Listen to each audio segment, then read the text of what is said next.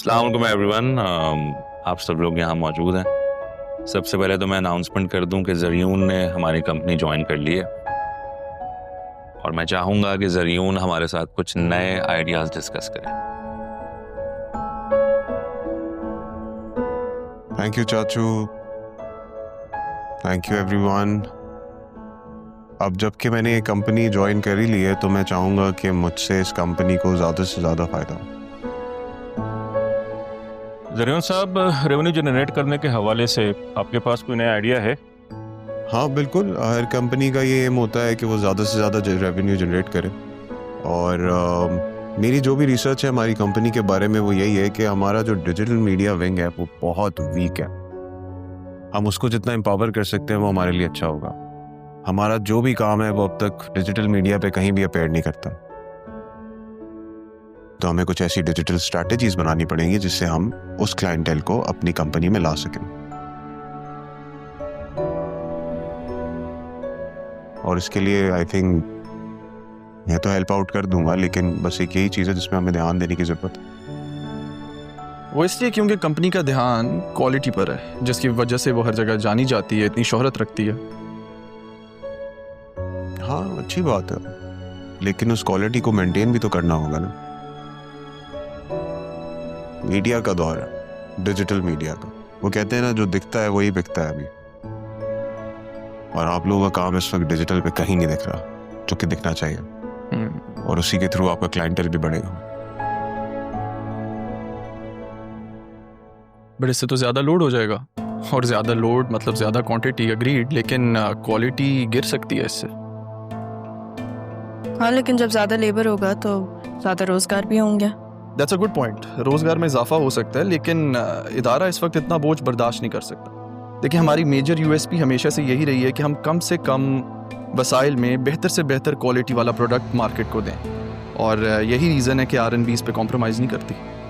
हाँ, लेकिन मैं ज़रूर से एग्री करती हूँ, आजकल के दौर में प्यार बहुत इम्पोर्टेंट है। Thank you. मैं भी ज़रियून से एग्री करूँगा इस बात पर, और मुझे लगता है कि अगर हम अपने प्लान्स को सही तरीके से एग्जीक्यूट करें तो कामयाबी मुमकिन है। देखिए, बिजनेसेस में चैलेंजेस होते हैं, और उन चैलेंजेस का वही लोग सामना करते हैं जो कामयाब होने का हुनर जानते हैं। आज आप लोगों से डिस्कशन हुई, अंदाज़ा हुआ कि नए दौर के नए लोग हमारी कंपनी के लिए कितना ज़रूरी हैं। तो आज से डिजिटल मीडिया ज़रियून हैंडल करेंगे। कांग्रेचुलेशन। मुबारकबाद तब दीजिएगा आप जब आप लोगों से खूब सारा काम करवाऊंगा।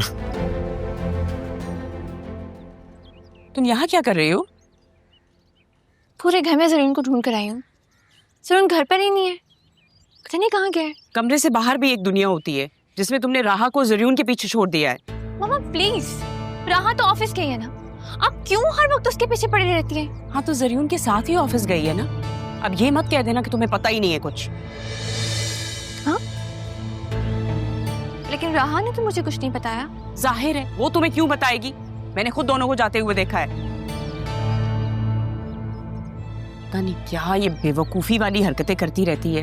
क्यों तुम्हें मेरी बात समझ में नहीं आती? 100 दफा बोला है तुम भी ऑफिस जाओ, उस ज़रियून के साथ घूमो फिरो, उसके साथ कोई अंडरस्टैंडिंग डेवलप करो, लेकिन नहीं, माँ की तुमने कोई बात नहीं सुननी। उस लड़की की जान छोड़ोगे कि नहीं? माँ को भी तुमने साथ में परेशान किया हुआ है, समझ से बाहर है भाई। मैं तुमसे बात कर रही हूँ। बतूल, या अल्लाह क्या है, क्यों नहीं सुनती ये? इंतहा की बेवकूफ। बात सुनो मेरी। अरमान, अरमान, एक बात करनी थी तुमसे। कहें? मैं यहाँ तुम्हारी जगह लेने नहीं आया, मैं अपनी जगह बनाने आया। नए लोग, नया डिपार्टमेंट, नई सोच, मैं इसी का आदी हूँ। ऐसी सोच भी बहुत खास लोगों की होती है, और फिर आप तो इस कंपनी के खैर ख्वाह हैं। आई थिंक तुम भी खैर खा हो, तो हम मिलके काम करेंगे तो अच्छा होगा। अच्छा हुआ तुम दोनों मिल गए। मुझे बहुत भूख लग रही है, कुछ खाएं? हाँ ये तो अच्छा आइडिया। चलें चलते हैं लंच पर।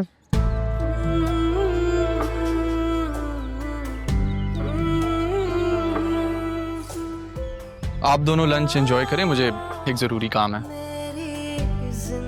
तो तुम्हारे काम थोड़ी देर रुक नहीं सकते? प्लीज़ मैम, अब तो मैं वैसे ही ऑफिस नहीं आऊँगा, तो कुछ काम निपटा लेने दें। सॉरी, आपको ज्वाइन नहीं कर पाऊँगा। इट्स ओके, मैं तुम्हें इनवाइट भी नहीं कर रहा था।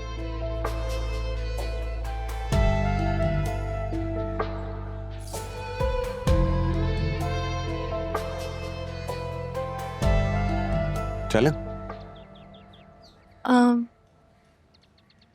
मुझे एक काम था जरूरी, अभी याद आया। नेक्स्ट टाइम चलेंगे हम लंच पे। नेक्स्ट टाइम मैं काम करके आई।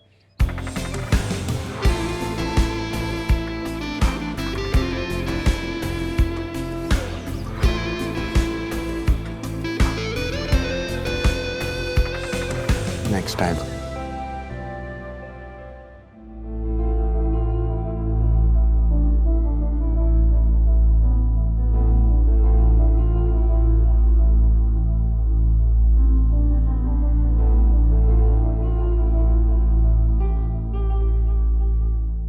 रहमान,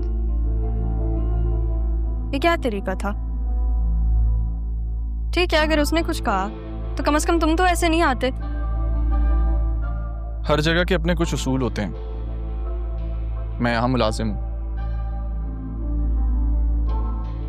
मालिकों का काम तो कर सकता हूँ, उनके साथ बैठ के लंच नहीं कर सकता।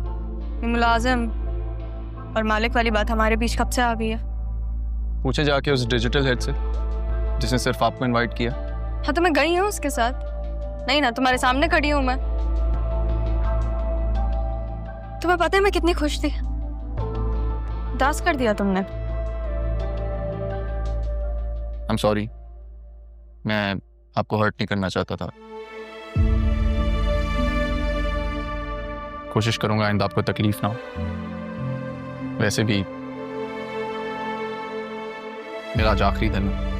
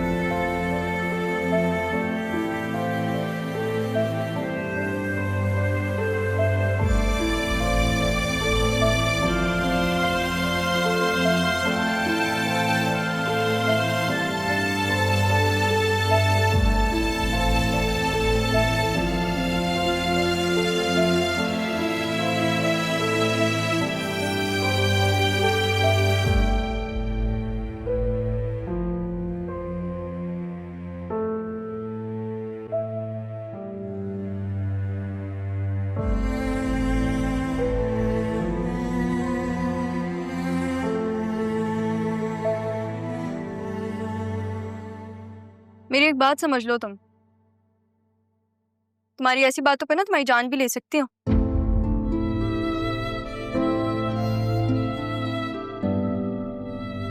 मुस्कुराते हुए काफी हैंडसम लगते हो, लेकिन नहीं, लड़कियों की तरह नाराज होना तो बहुत जरूरी है। चाहते क्या हो? आपको लंच के लिए देर हो रही है। डिजिटल हेड जरीन आपका इंतजार कर रहा है। तो वो जो जरीन डिजिटल हेड है, तुम उससे इतना इनसिक्योर क्यों हो रहे हो? मुझे ये बात समझ में नहीं आ रही। आपको समझ में नहीं आए? आप बस उसे हर चीज पे सेकंड किया करें। नहीं, आ गई समझ। तुम दिल और बिजनेस को साथ लेके चल रहे हो, लेकिन तुमसे बेहतर मेरे दिल को कोई जानता ही नहीं। और जब तक तुम हो तो कोई और नहीं हो सकता।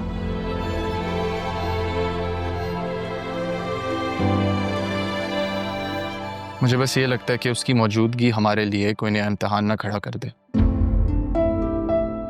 इम्तिहान हो या तूफान, तब तक तुम साथ हो, सबसे लड़ लूंगी। आपको याद है राहा भी, मैंने आपसे कहा था कि आप जिंदगी में जब भी पलट कर देखेंगे मुझे अपने सामने खड़ा पाएंगे। पर तुम्हें याद है मैंने तुमसे कहा था कि